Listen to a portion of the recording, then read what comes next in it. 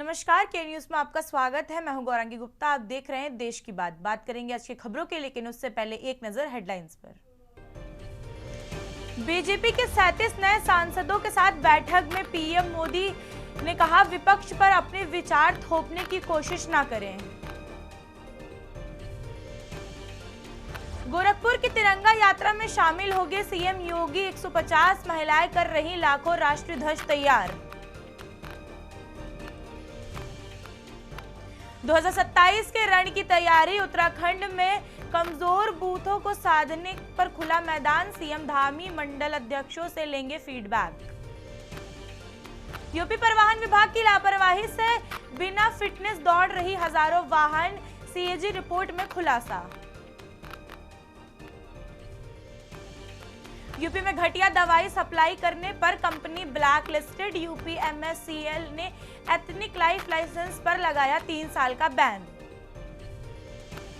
देश भर में बरसात का कहर, कहीं धीमी तो कहीं तेज बारिश का अलर्ट। उत्तराखंड में आज बिगड़ रहा मौसम। देहरादून से बागेश्वर में बहुत भारी बारिश का अलर्ट। देख रहे हैं के न्यूज, खबरों का सारथी। अब खबरें विस्तार से। दिल्ली आरएसएस प्रमुख मोहन भागवत आज छात्रों से करेंगे संवाद। मोहन भागवत मुंबई में जेनजी और जन अल्फा से करेंगे संवाद। जेनजी और जन अल्फा में करीब 2000 छात्र करेंगे संवाद। संवाद कार्यक्रम में 15 से 19 साल की उम्र के छात्र रहेंगे मौजूद। जंतर मंतर हुआ प्रदर्शन पर संवाद। जेनजी और जन अल्फा से 2000 छात्र से करेंगे संवाद। संवाद कार्यक्रम में 15 से 19 साल की उम्र के छात्र रहेंगे मौजूद। मुंबई में जेनजी और जन अल्फा से करेंगे संवाद। जेनजी और जन अल्फा 2000 छात्रों से करेंगे संवाद। संवाद कार्यक्रम में 15 से 19 साल की उम्र के छात्र रहेंगे मौजूद। जंतर मंतर पर हुई छात्रों के प्रदर्शन पर संवाद कार्यक्रम। आरएसएस प्रमुख मोहन भागवत आज छात्रों से करेंगे संवाद। जेनजी और जन अल्फा से संवाद करेंगे। जेनजी और जन अल्फा के 2000 छात्रों से करेंगे संवाद।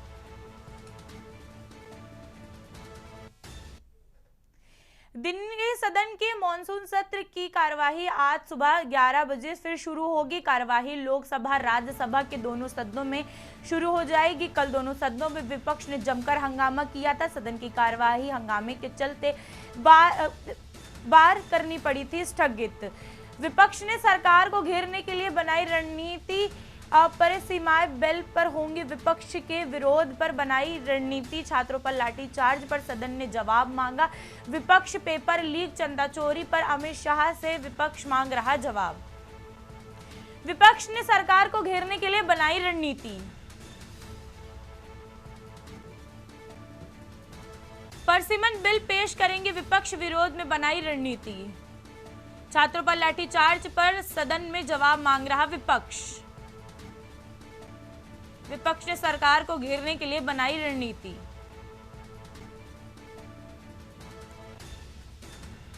परसिमन बिल पेश होने पर विपक्ष ने जताया विरोध। छात्रों पर लाठीचार्ज पर सदन में जवाब मांग रहा विपक्ष।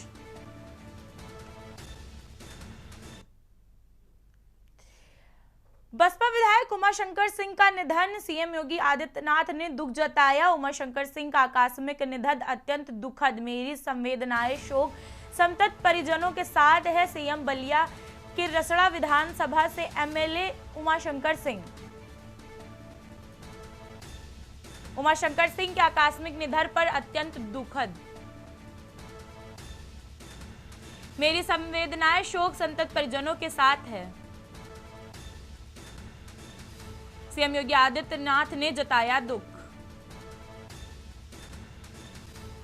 उमाशंकर सिंह का निधन अत्यंत दुखद। मेरी संवेदनाएं शोक संतप्त परिजनों के साथ हैं। बलिया के रसड़ा विधानसभा से एमएलए थे उमाशंकर सिंह। बसपा विधायक उमाशंकर सिंह का निधन। सीएम योगी आदित्यनाथ ने दुख जताया। उमाशंकर सिंह का आकस्मिक निधन अत्यंत दुखद।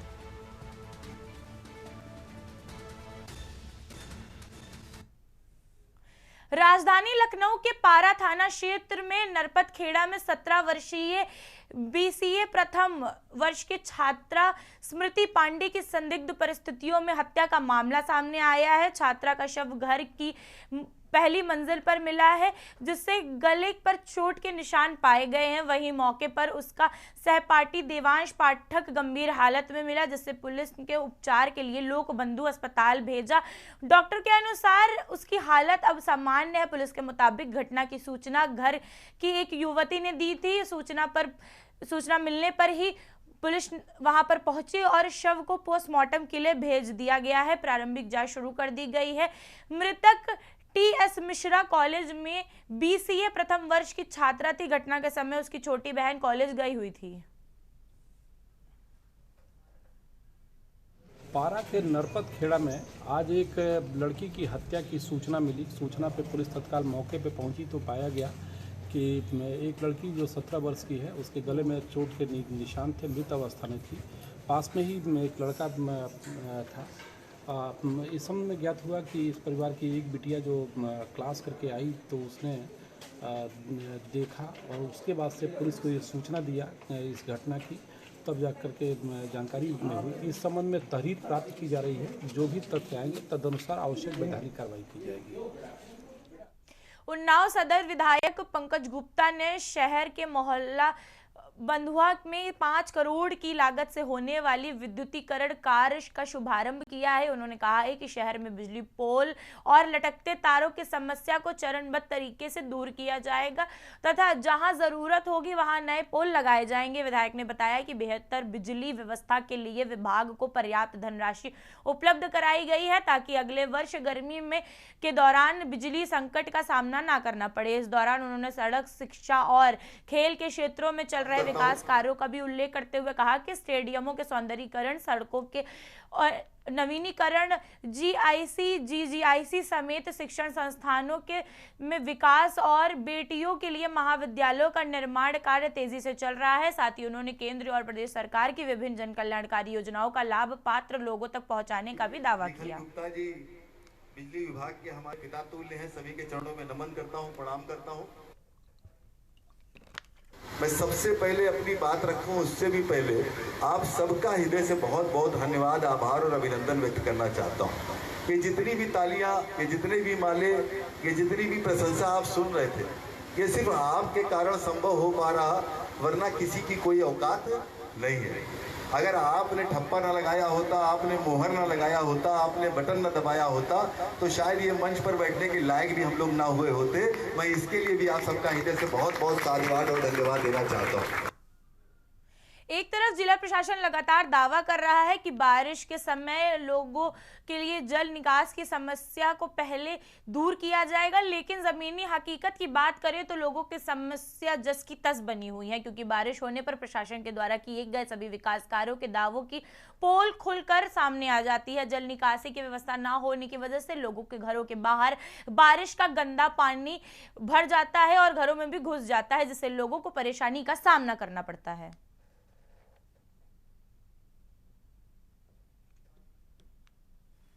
समस्या के लिए 10 साल से बार बार कहा जा रहा है, शिकायत की जा रही है। अब लोगों की नाला बन जाए, नाले से जो है पानी निकल जाए आगे तो दिक्कतें खत्म हो जाए। यहाँ चाहला और को तो टूनी यहाँ भरा रहता था, सड़क पर चाहला, अभी पानी बरसे टूनी चाहला भर रहा है, लेकिन कोई विभाग या कोई समस्या कोई सुन नहीं रहा है। क्या किया जाए? ये हर साल भैया पानी भर जाते, कोई आते नहीं ना, कोई करत है। और जब देखो तो गंदा पानी हमारे भीतर तक चला जाते। अब हम कहाँ रहे, कहाँ बैठे हुए बताओ? खाली घर हमारा है, कहाँ भाग जेबे बताओ? नाली का पानी पूरे मोहल्ले का पानी आवत है, भरा रहा तो जब बारिश हो तो पूरा घर के अंदर आ जाता पानी। कानपुर के रामा देवी स्थित मिस्र दर्शन ट्रेडिंग कंपनी फ्लोर मिल पर खाद्य सुरक्षा एवं औषधि प्रशासन की बड़ी कार्रवाई की गई है। जांच के दौरान मिल में के दूसरे ब्रांड के आटों की अपने नाम से रीपैकिंग किए जाने और गेहूं के आटे में चावल का आटा मिलाए जाने की आशंका मिली है। टीम के 5 नमूने जांच के लिए प्रयोगशाला भेजे गए हैं। बैच नंबर और निर्माण तिथि अंकित न होने पर भी करीब 1.50 लाख रुपए का मूल्य का आटा और अपमिश्रित सामग्री सीज कर दी गई है। निरीक्षण के दौरान परिसर में स्वच्छता व्यवस्था भी खराब मिली, जबकि कर्मचारियों के मेडिकल प्रमाण पत्र और आवश्यक लाइसेंस भी उपलब्ध नहीं पाए गए। आगे की कार्यवाही जांच रिपोर्ट के आधार पर की जाएगी।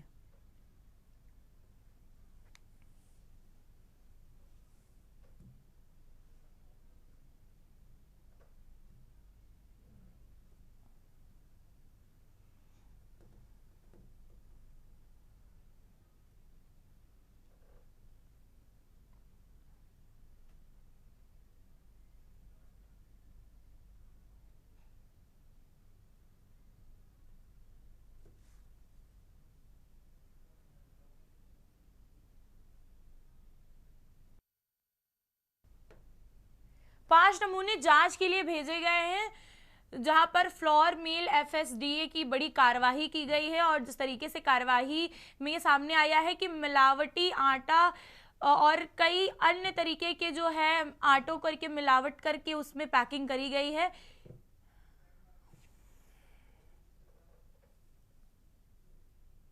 देवरिया के भटनी थाना क्षेत्र में गांव के विवाद के दौरान चाकू लगने से घायल 16 वर्षीय सागर की आज इलाज के दौरान मौत हो गई है। परिजनों ने निजी अस्पताल पर इलाज में लापरवाही बरतने के आरोप लगाए हैं, जमकर हंगामा किया। सूचना पर पहुंची पुलिस ने मौके पर ही पहुंचकर स्थिति को शांत कराया।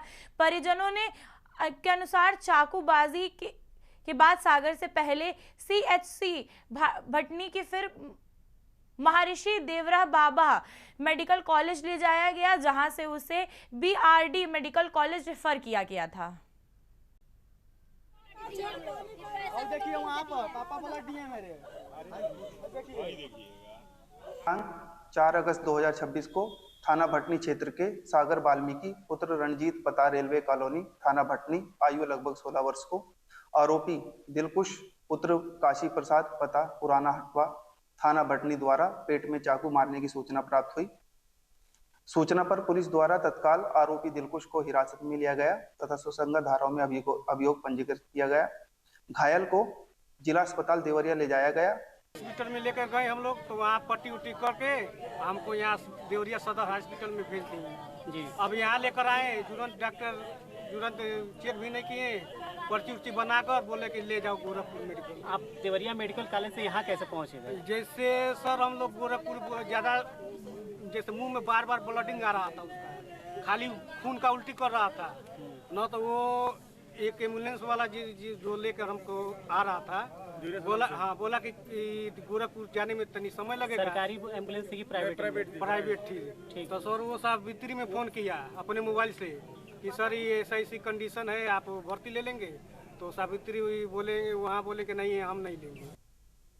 हमीरपुर के नेशनल हाईवे 34 पर सुमेरपुर थाना क्षेत्र के कुंड्रौला गांव के पास डीजल से भरे टैंकर महोबा डिपो की रोडवेज बस पर एक ट्रक कार की भीषण टक्कर हो गई। हादसे में चालक समेत 3 लोगों की मौके पर मौत हो गई, जबकि अन्य चालक गंभीर रूप से घायल हैं और जिला अस्पताल रेफर कर दिया गया है। घटना में रोडवेज बस में सवार करीब 2 दर्जन यात्री भी घायल हुए हैं। सभी घायलों और मृतकों को एम्बुलेंस में जिला अस्पताल भेज दिया गया है। सूचना पर SDM सदर CO सिटी समेत पुलिस के कई अन्य अधिकारी मौके पर पहुंचकर राहत बचाव के कार्य में जुट गए हैं।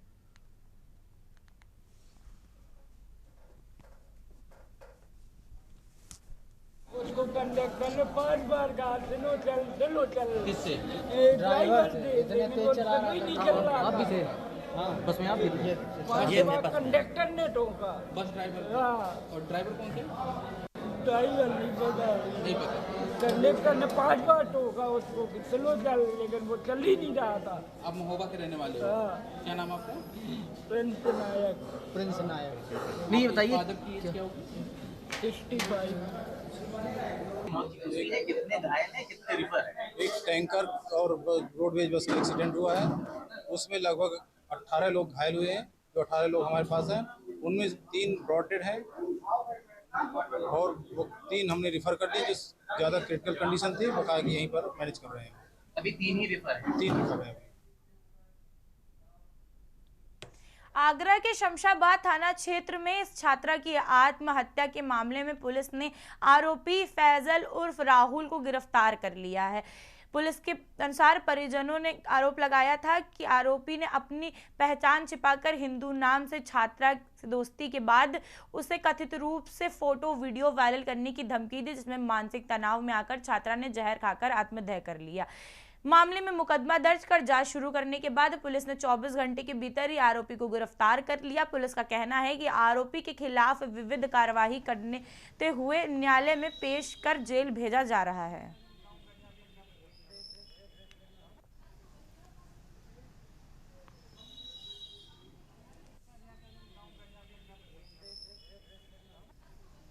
दिनांक 2 अगस्त 2026 को थाना शमशाबाद क्षेत्रांतर्गत एक किशोरी द्वारा कीटनाशक दवा का सेवन किया गया, जिससे उसकी स्थिति बिगड़ गई, जिसे इलाज हेतु उसके परिजन अस्पताल ले गए, जहां दौरान इलाज उसकी मृत्यु हो गई।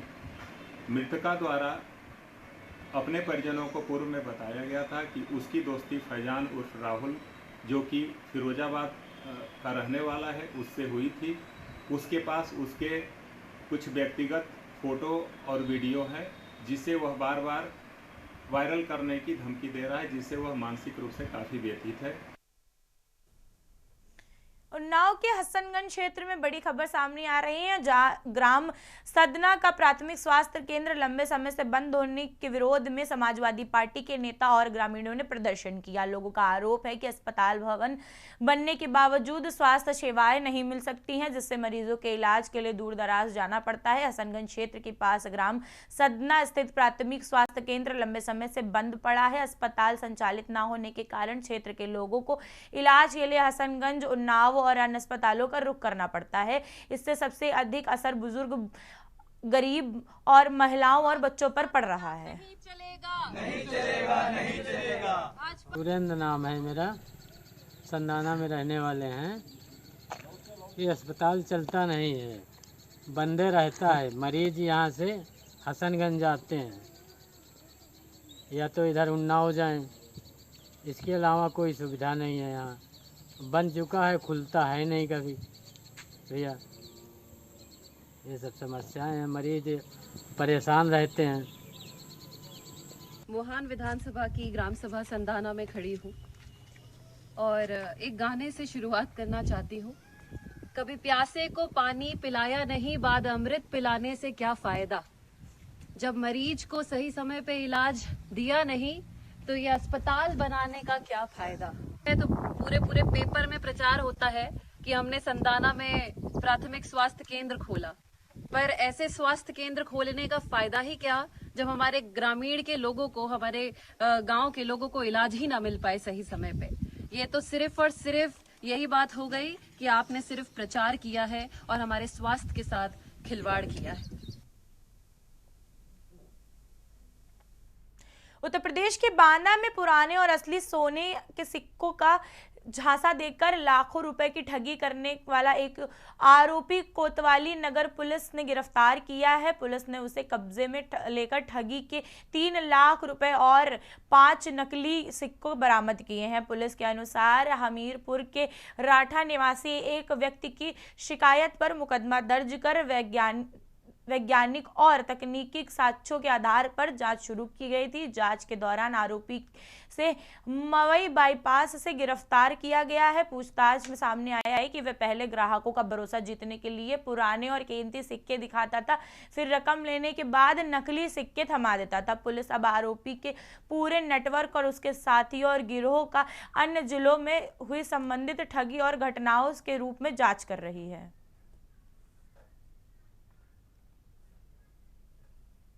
के थाना कोतवाली नगर क्षेत्र में एक सूचना प्राप्त हुई कि एक ठग के द्वारा एक व्यक्ति को नकली सिक्के देकर, उनको सोने के असली सिक्के बताकर नकली सिक्के देकर 3 लाख रुपए की ठगी कर ली गई है।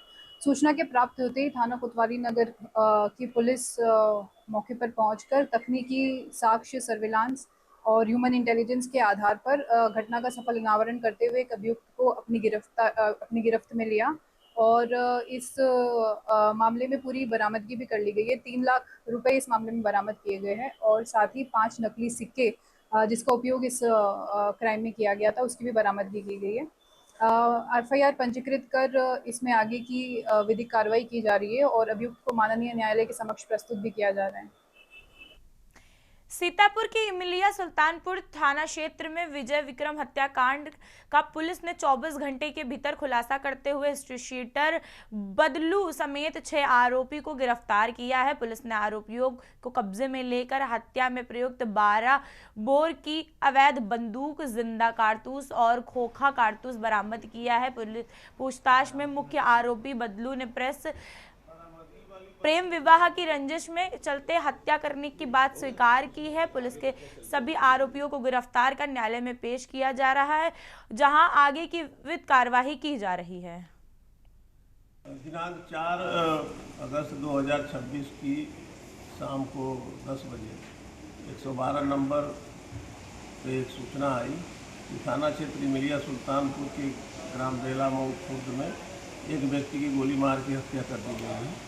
तत्काल ही स्थानीय पुलिस की टीम और उच्चाधिकारीगण द्वारा घटनास्थल का निरीक्षण किया गया। तो यह तथ्य प्रकाश में आया कि विजय विक्रम नामक व्यक्ति की हत्या की गई है, जो बेला मऊ खुर्द के रहने वाले हैं। प्रतापगढ़ पुलिस ने आमजन की गुम हुई संपत्ति वापस दिलाने की दिशा में बड़ी उपलब्धि हासिल की है, जिसमें CEIR पोर्टल की मदद से पुलिस ने 376 गुम हुए मोबाइल फोन बरामद कर उन्हें वास्तविक स्वामित्व को सौंप दिया है। बरामद मोबाइलों की अनुमानित कीमत लगभग 68 लाख रुपए बताई जा रही है। पुलिस ने इस कार्यवाही पर लोगों के चेहरे पर खुशी और खिलखिलाहट देखने को मिली है। पुलिस के इस प्रति पर विश्वास और मजबूती की एक मिसाल कायम की है।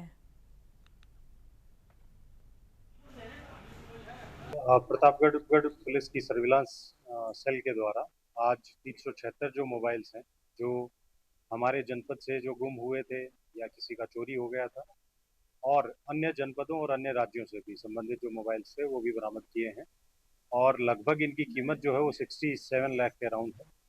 ये लगातार जो सर्विलांस सेल जो है CEIR पोर्टल पे भी जो शिकायतें होती हैं और जो यहाँ पे भी हमें प्राप्त होती हैं जो भी सूचनाएं मोबाइल गुम होने की, उसको सर्विलांस पे लगा के, और हमारा प्रयास रहता है कि जल्दी से जल्दी उन मोबाइल को रिकवर करके उनके ऑनर्स को दिया जाए।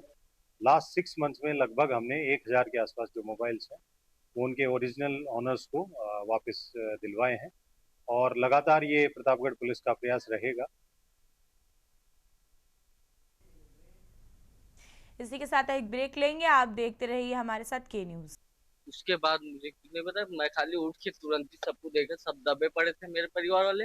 मैं अकेले ही पहले कुछ निकालने की कोशिश कर रहा था, लेकिन मुझसे उतना नहीं हो पाया, तो मैं चिल्ला के अपने परिवार वालों को सभी को इकट्ठा किया। परिवार वाले आए, सर लोग आए, सर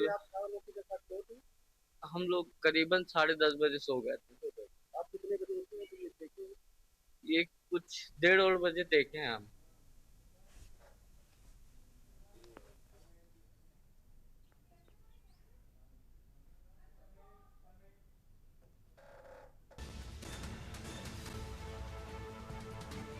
मोहाली गांव में एक ही परिवार के 6 लोगों की दर्दनाक मौत। 100 साल पुराना मकान ढहने से मची अफरा तफरी। 2 मासूम समेत 6 लोगों की मौत, 1 घायल का इलाज जारी। लगातार बारिश और जर्जर मकान बना हादसे की वजह। राहत अभियान के बाद मलबे से निकले गए सभी लोग। पुलिस ने शव को पोस्टमार्टम के लिए भेज जांच शुरू। मोहाली गांव में मातम, पूरे प्रतापगढ़ शहर में शोक की लहर। प्रतापगढ़ में बारिश के बीच बड़ा हादसा, जर्जर मकान ढहा।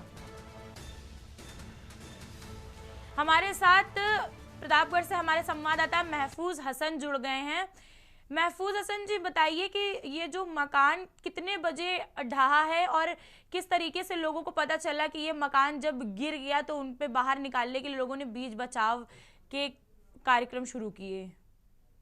जी, आपको बता दें प्रतापगढ़ के महुली गांव का मामला है। ये रात के करीब 2 बजे लगातार बारिश के दौरान प्रमोद श्रीवास्तव जी हैं, इनका करीब 100 वर्ष पुराना मकान है, ये जर्जर हो गया था, इसकी वजह से गिर गया। उस समय परिवार के सदस्य एक ही कमरे में सो रहे थे। बताया जा रहा है कि उस कमरे में एसी लगी हुई थी। गर्मी के कारण सभी सदस्य जो है उसी कमरे में सो रहे थे।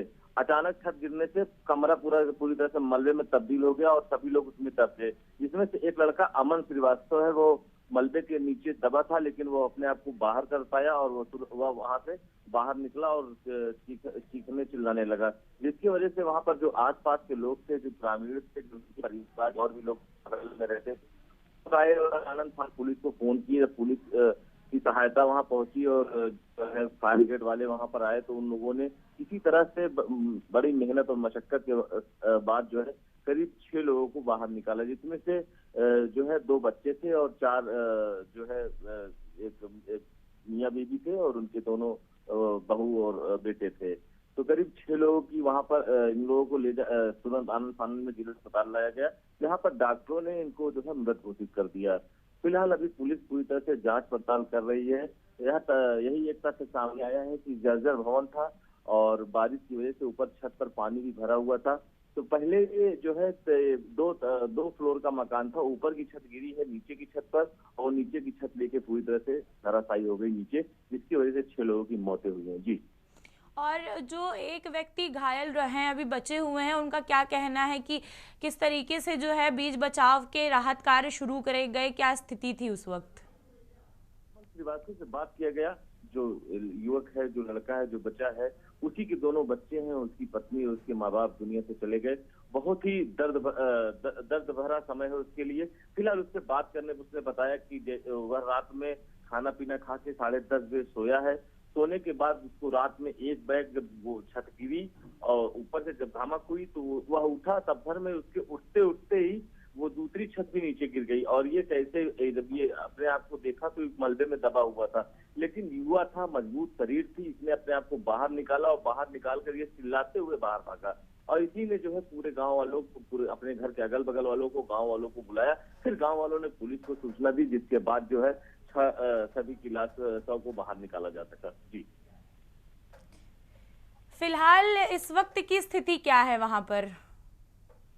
इस वक्त की स्थिति की बात की जाए तो ग्रामीण पूरी तरह से जो अगल बगल के लोग हैं वहां पर मौजूद हैं। पुलिस का भी आवागमन चल रहा है और जितने भी जो भी मृत हुए थे सभी की जो है पोस्टमार्टम हाउस मॉर्चरी बॉडी जा चुकी है, वहां पर पीएम होना है और उसका जो बेटा है जो बीमार है वह भी, जिसको चोटें लगी हैं, जो अंदर था, जो बच गया है, घायल तो है ही है, उसको जो है जिला मेडिकल कॉलेज प्रतापगढ़ में उसका इलाज चल रहा है। और वहां पर जैसे जो भी गांव वाले, जो भी अगल बगल के लोग सुन रहे हैं, हादसा बड़ा है, लोग सांत्वना देने के लिए घर पहुंच रहे हैं। फिलहाल घर में कोई मिलने के लिए बचा ही नहीं है, क्योंकि जितना परिवार था सब खत्म हो गए हैं। जो एक बेटा था वो बुरी तरह से घायल है, वह अभी अस्पताल में है और उसका इलाज चल रहा है। जी, धन्यवाद महफूज हसन जी हमारे साथ जुड़ने के लिए।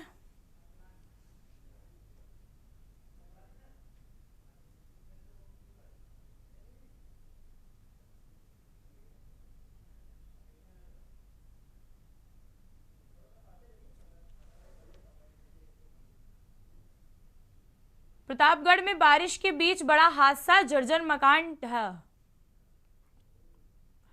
मोहाली गांव में एक ही परिवार के 6 लोगों की दर्दनाक मौत। 100 साल पुराना मकान ढहने से मची अफरा तफरी। एटा मेडिकल कॉलेज में महिला मरीज की मौत के बाद परिजनों ने जमकर हंगामा किया। मृतक की पहचान मरचरी थाना क्षेत्र में गांव जिहारे निवासी रिंकी पत्नी राजेंद्र कुमार के रूप में है। परिजनों ने चिकित्सकों को पर इलाज में लापरवाही का आरोप लगाया, साथ ही अस्पताल के गार्डों पर मारपीट और अभद्र व्यवहार करने का भी आरोप लगाया। घटना के बाद मेडिकल कॉलेज परिसर में तनाव का माहौल बन गया और मौके पर लोगों की भी भीड़ जुट गई। सूचना मिलते ही कोतवाली नगर पुलिस पहुंची और पूरे मामले की जांच शुरू कर दी। मामला मेडिकल कॉलेज ओपीडी से जुड़ा है। महिला मरीज की मौत के बाद हंगामा, इलाज में लापरवाही का आरोप, गार्डों पर अभद्रता टिप्पणी करने के भी आरोप। पुलिस ने शुरू की प्रारंभिक जांच। महिला मरीज की मौत के बाद हंगामा, इलाज में लापरवाही का आरोप, गार्डों पर अभद्र टिप्पणी करने का आरोप। पुलिस ने शुरू की जांच। महिला मरीज की मौत के बाद हंगामा।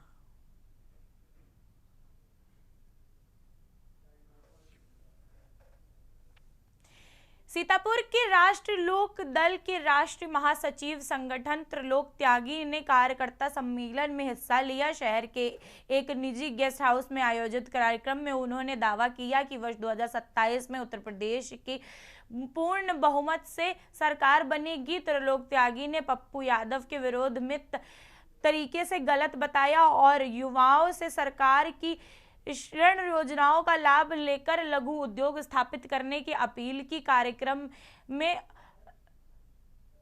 रालोद कार्यक्रम प्रदेश अध्यक्ष अनूप मिश्रा भी मौजूद थे। सम्मेलन का आयोजित रालोद नेता आरपी सिंह की अगुवाई में किया गया।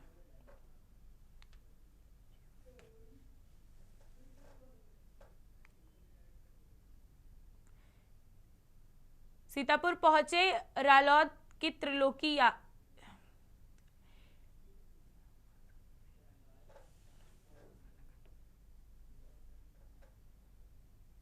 मुजफ्फरनगर पहुंचे भारतीय जनता पार्टी के नेता संगीत सोम ने कांवड़ शिविरों के उद्घाटन के दौरान कई सियासी और सामाजिक मुद्दों पर बेबाक बयान दिया। उन्होंने सनातन समाज की एकजुटता पर जोर देते हुए विपक्ष पर जमकर निशाना साधा। संगीत सोम ने कहा कि सनातनी करोड़ों लोगों को भोजन कराने में सामर्थ्य रखते हैं, लेकिन कुछ लोग जो पाकिस्तान में बैठे हैं वे इस कांवड़ यात्रा को बदनाम करने की साजिश रच रहे हैं।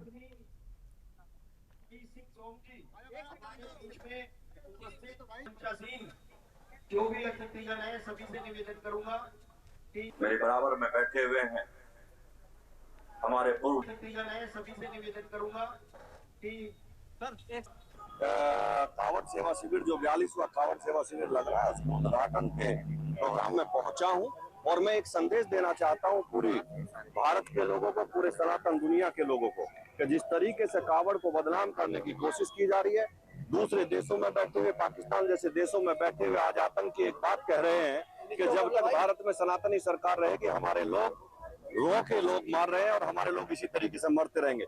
मैं आपको इससे कह रहा हूँ, ये जांच का विषय और जांच हो भी रही है कि कहीं कांवड़ को बदनाम करने के लिए उन्हीं लोगों की साजिश तो नहीं है। कानपुर देहात के सिकंदरा में छात्र और अभिभावकों और सामाजिक संगठनों ने शिक्षा व्यवस्था में सुधार की मांग को लेकर प्रदर्शन किया। शिवम सोनी एडवोकेट के नेतृत्व में सैकड़ों लोगों ने उप जिला अधिकारी के मध्य में राज्यपाल के नाम 7 सूत्रीय ज्ञान सौंपा।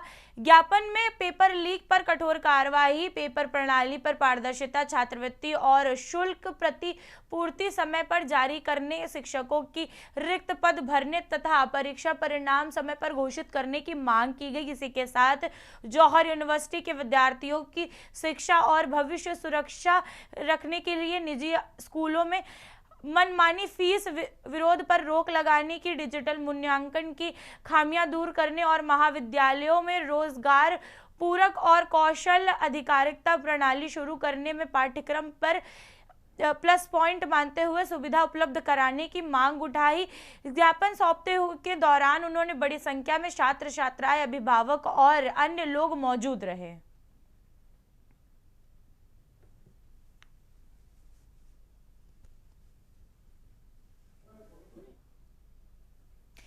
बलिया जिले से शिक्षा व्यवस्था को शर्मसार करने वाला एक और प्रशासनिक शिथिलता और उजागर करने वाला मामला सामने आया है। जिले के शिया स्थित इस शिक्षा क्षेत्र अंतर्गत स्थानीय शिया कंपोजिट विद्यालय में मिड डे मील के दौरान बच्चे जमीन पर खड़े होकर हाथ से रोटी लेकर खाना खाते नजर आए। इस घटना में वीडियो सोशल मीडिया पर वायरल हो रहा है।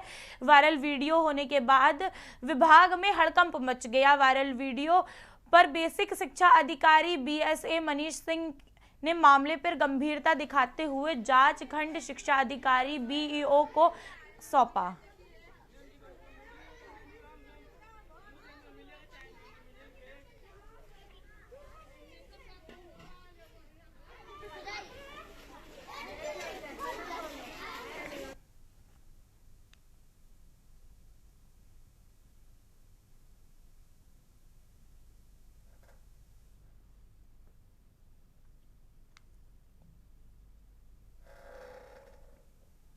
यह शिक्षा क्षेत्र सीयर का कंपोजिट विद्यालय पलिया है, जहां 31 जुलाई को सोशल मीडिया पे एक वीडियो वायरल हुआ, जिसके माध्यम से संज्ञान में आया कि विद्यालय में कुछ बच्चे MDM का खाना हाथ में लेके रोटी खा रहे थे। तो इसका तुरंत संज्ञान लिया गया और खंड शिक्षा अधिकारी को मौके पर जाकर जांच करने को कहा गया। खंड शिक्षा अधिकारी द्वारा जो जांच रिपोर्ट दी गई, उसमें यह प्रकट में आया कि वहाँ एक अनुदेशिका थी, निर्मला भारती, उनके द्वारा संबंधित जो फोटोग्राफ्स वायरल किए गए थे सोशल मीडिया पे, उनके मोबाइल द्वारा वो फोटोग्राफ लिया गया था।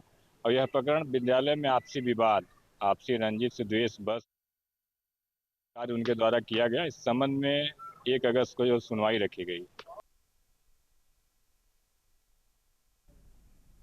महोबा जिले के शहर कोतवाली क्षेत्र स्थित ऐतिहासिक मदन सागर तालाब के पास एक दर्दनाक हादसा सामने आया है। यहाँ दोस्तों के साथ मंदिर दर्शन करने जा रहे 32 वर्षीय युवक चंदू साहू तालाब में डूब गए। जानकारी के मुताबिक चंदू साहू अपने 5 साथियों के साथ मंदिर दर्शन के लिए निकले थे। रास्ते में सभी साथी मदन सागर तालाब की पट्टी पर बैठकर सुहाने मौसम का आनंद ले रहे थे। इसी दौरान अचानक संतुलन बिगड़ने से चंदू साहू गहरे पानी में जा गिरे। साथ में साथियों को डूबता देखकर दोस्त धर्मेंद्र साहू ने तुरंत अपनी जान जोखिम में डालकर तालाब में छलांग लगा दी, लेकिन वह सफल नहीं हो सका।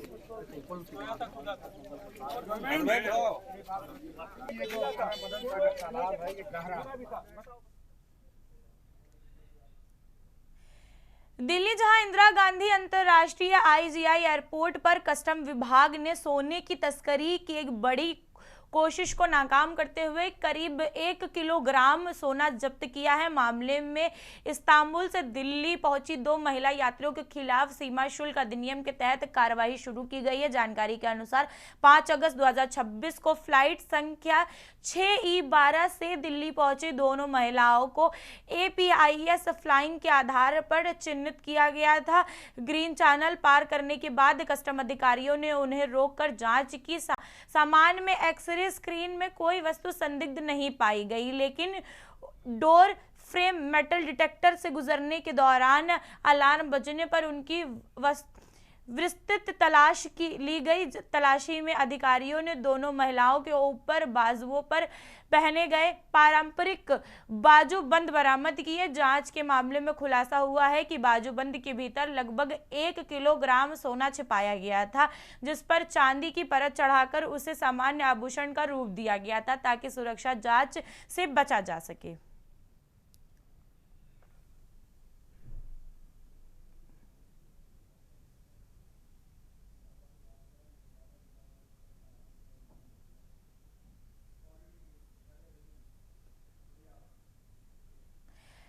खबर लखनऊ से है, जहां सीएम योगी आदित्यनाथ आज डीएनटी समाज से संवाद करेंगे। 10:30 बजे आयोजित होगा महत्वपूर्ण कार्यक्रम। सीएम आवास 5 कालिदास मार्ग पर होगा कार्यक्रम, जिसमें डी नोटिफाइड नोमेडिक के प्रतिनिधित्व होंगे शामिल। सेमी निमैडिक ट्राइब्स के प्रतिनिधि होंगे शामिल। मंत्री असीम अरुण भी कार्यक्रम में मौजूद रहेंगे। समाज कल्याण विभाग के अधिकारी होंगे शामिल। डीएनटी समाज में प्रतिनिधित्व करेंगे सीएम।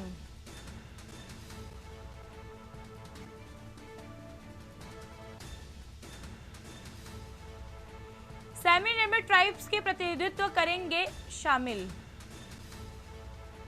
मंत्री असीम अरुण भी कार्यक्रम में रहेंगे मौजूद। समाज कल्याण विभाग के अधिकारी होंगे शामिल।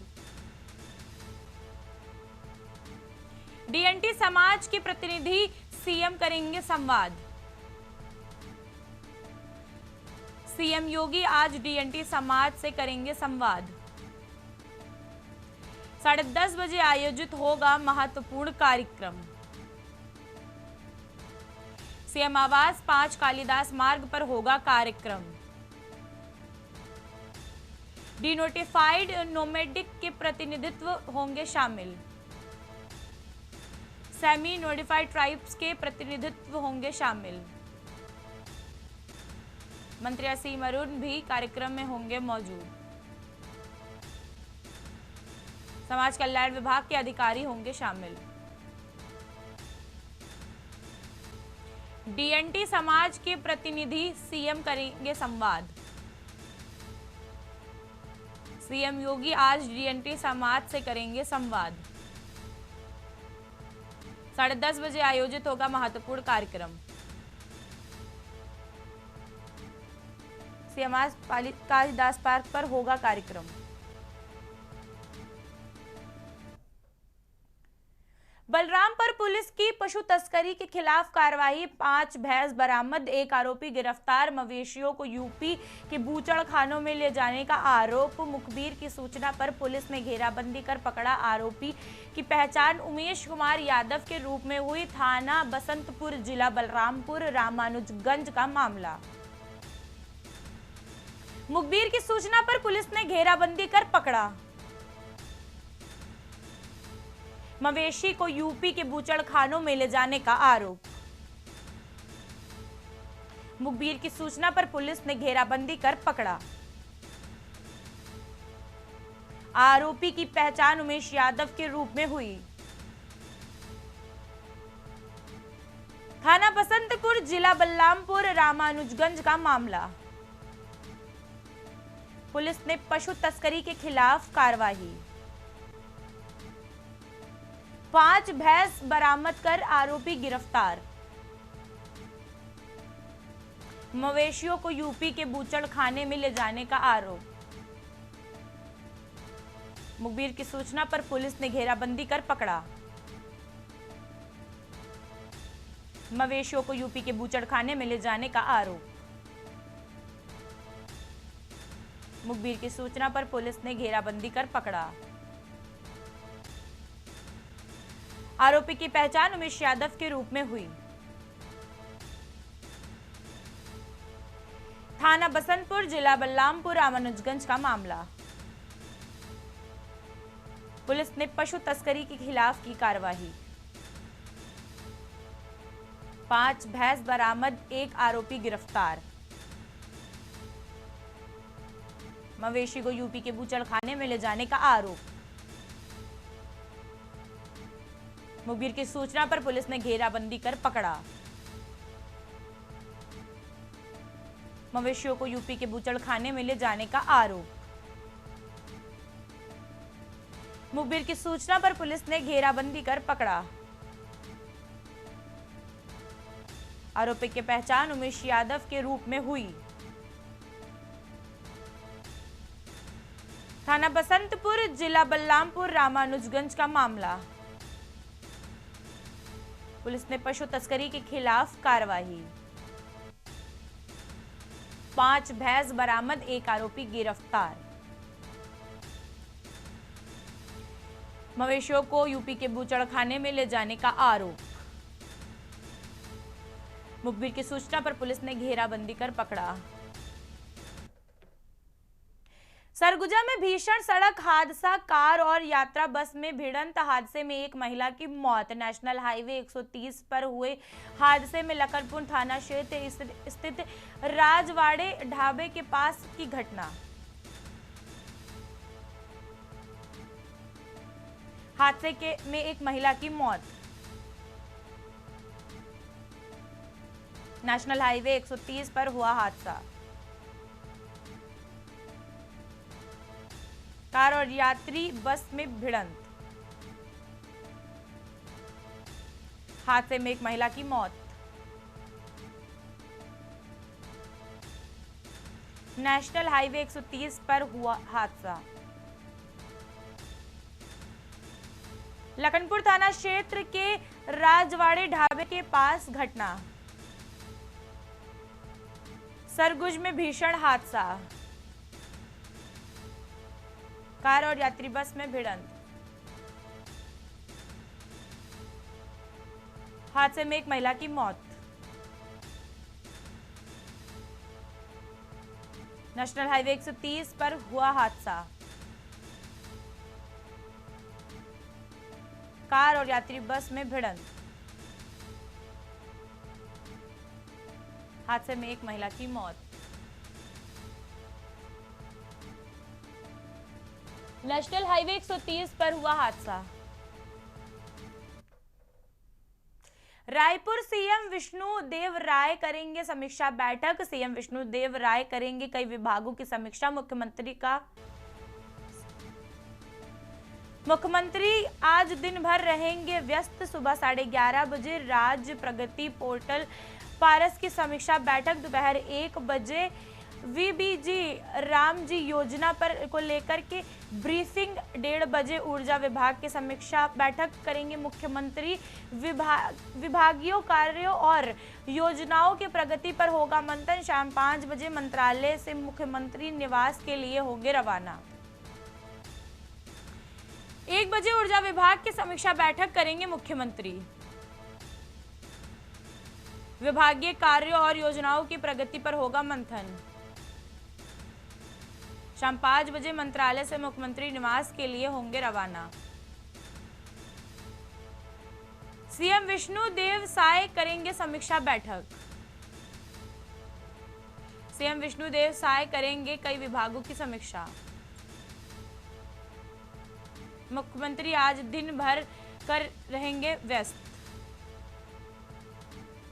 सुबह 11:30 बजे राज्य प्रगति पोर्टल पर समीक्षा बैठक। देश की बात में खबरों का सिलसिला इतना ही। आप देखते रहिए के न्यूज़ इंडिया। नमस्कार।